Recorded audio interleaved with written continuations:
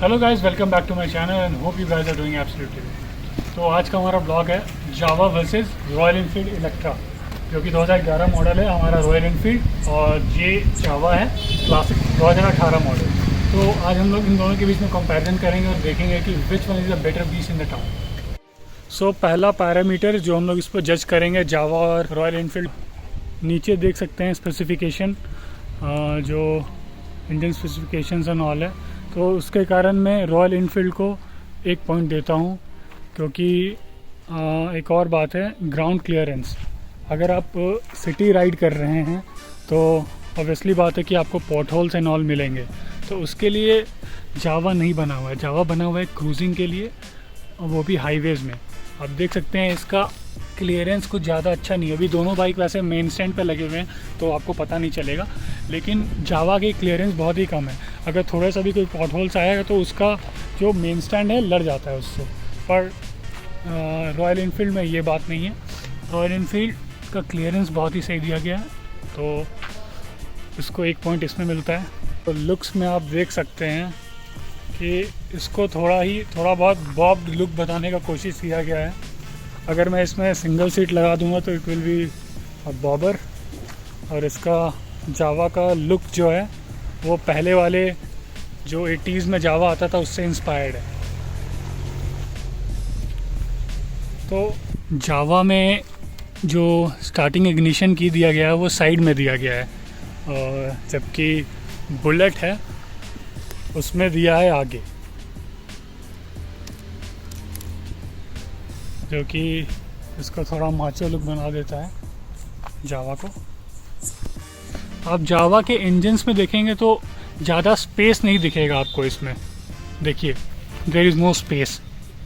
लेकिन आप जब हम लोग बुलेट्स में आते हैं तो यहाँ पे इंजन स्पेस दिखेगा आपको, गैप दिख रहा होगा आपको, जो कि मुझे पर्सनली अच्छा नहीं लगता है। जावा में स्पीडोमीटर एनालॉग दिया गया है, ऑडोमीटर इसके डिजिटल हैं, और इस पर टैंक फ्यूल कैपेसिटी भी बताता है। पर when we come to Royal Enfield, इसका स्पीडोमीटर तो एनालॉग है और ओडोमीटर भी एनालॉग है, पर इसमें फ्यूल कैपेसिटी नहीं बताता है, which is really a issue. जबकि इसका टैंक कैपेसिटी है 13.5 का रॉयल इनफील्ड का, और जावा का है 14 लीटर्स। अब बात करते हैं वाइब्रेशंस के बारे में। तो ऑब्वियसली अगर हम रॉयल इनफील्ड को देखेंगे तो रॉयल इनफील्ड में वाइब्रेशंस तो बहुत ही ज़्यादा हैं। अभी के जो BS6 आए हैं उन सब में वाइब्रेशन बहुत ही कम दिया गया है, लेकिन 2011 का जो ये मॉडल है उस पर वाइब्रेशंस बहुत ही ज़्यादा हैं। आपको मैं ऑन करके दिखाता हूँ।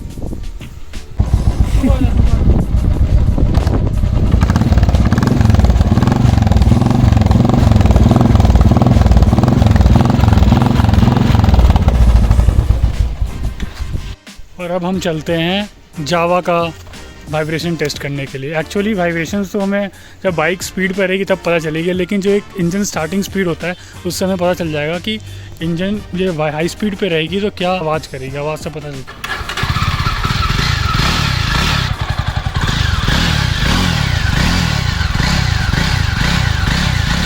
तो इसमें आप देख सकेंगे कि मैं जावा को 1 पॉइंट देना चाहूँगा, क्योंकि इसका आवाज़ बहुत ज़्यादा स्मूदर है। और अगर हम लोग लॉन्ग राइड पे आते हैं तो ये तेज़ आवाज़ काम नहीं करेगा, क्योंकि तेज़ आवाज़ बेसिकली हमें ज़्यादा और रिटार्ड करेगा और हम ज़्यादा जल्दी थकेंगे।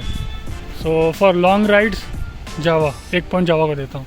ब्रेकिंग का हम लोग बात करें तो इसमें दोनों में ब्रेकिंग डिस्क दिया हुआ है, और वो भी ABS के साथ। और बुलेट इलेक्ट्रा 2011 का बात करें तो इसका आगे दिया हुआ है डिस्क एंड पीछे दिया हुआ है drum brake without any ABS।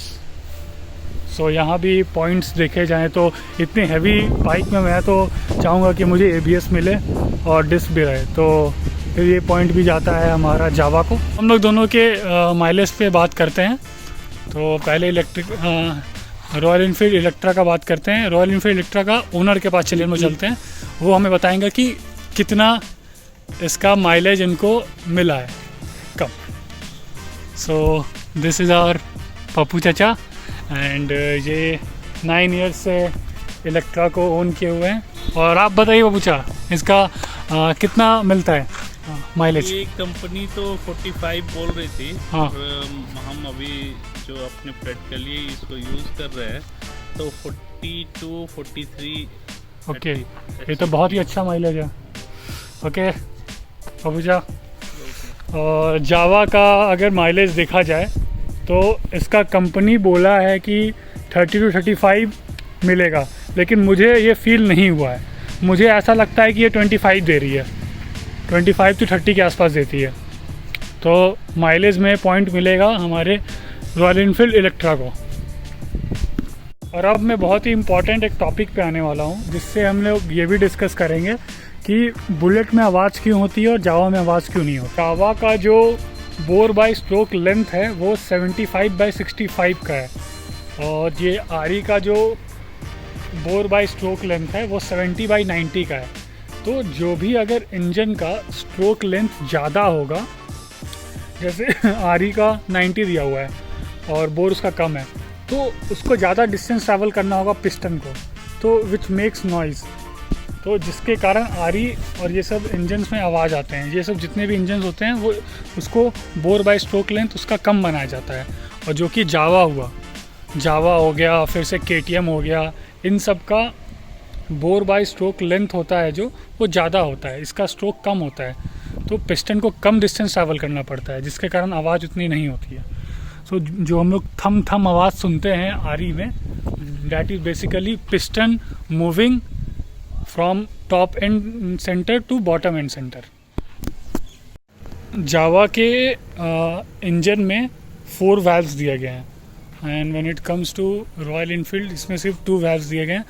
तो इसमें ज़्यादा अगर देखा जाए तो 4 वाल्व होने का ये फ़ायदा होता है कि फ्यूल का जो कंबशन होगा वो ज़्यादा अच्छे तरीके से होगा, क्योंकि एज वी नो दैट यहाँ पे सक्शन वाल्व होता है और एक होता है एग्जॉस्ट वाल्व। तो यहाँ पे एयर का इंटेक्ट और फ्यूल का इंटेक्ट और मिक्सचर ज़्यादा अच्छे से मिलेगा और वो अच्छे से कंबशन होगा। And when it comes to Royal Enfield, I don't think कि टू वाल्व उतना अच्छे से फ्यूल कंबशन कर पाता होगा as compare to 4 valve. Wheels पे आते हैं तो wheel size as compare to Royal Enfield दोनों के जावा के छोटे हैं, लेकिन एक इसमें फ़ायदा ये है कि दोनों टायर्स हमें इसमें ट्यूबलेस मिलेंगे। और when it comes to Royal Enfield, इसका टायर साइज़ तो दोनों का बड़ा है, लेकिन इसमें हमें ट्यूबलेस टायर्स नहीं मिलते हैं, तो इसलिए भी मैं एक पॉइंट जावा को देना चाहूँगा। इसमें भी जावा में बैक रेस नहीं दिया गया है, एंड जो अगर इसमें डबल सीट्स तो दे दिए हैं लेकिन बैक रेस नहीं है, तो पीछे जो बैठा रहता है उसको बहुत डिफ़िकल्टी होती है। तो गाइस, कंपैरिजन ख़त्म हो चुका है और मैं इस कंपैरिजन का विनर देना चाहूँगा जावा क्लासिक 300 को, क्योंकि बेसिकली बात ये भी है कि ये बात तो है कि जावा और आरी का कंपैरिजन नहीं है, दोनों अलग अलग बाइक्स है, लेकिन when it comes to Royal Enfield Electra 2011 model, तो उसके लिए तो जावा हमारा 2018 मॉडल जो है वो बहुत ही ज़्यादा अच्छा है। तो इस कंपैरिजन का विनर जावा को मिलता है, और बेसिकली उसका इंजन भी ज़्यादा अच्छा है, BS6 है, और ये कोई BS भी नहीं है इलेक्ट्रा का। बाय। अगर आपको वीडियो पसंद है तो लाइक, शेयर एंड सब्सक्राइब।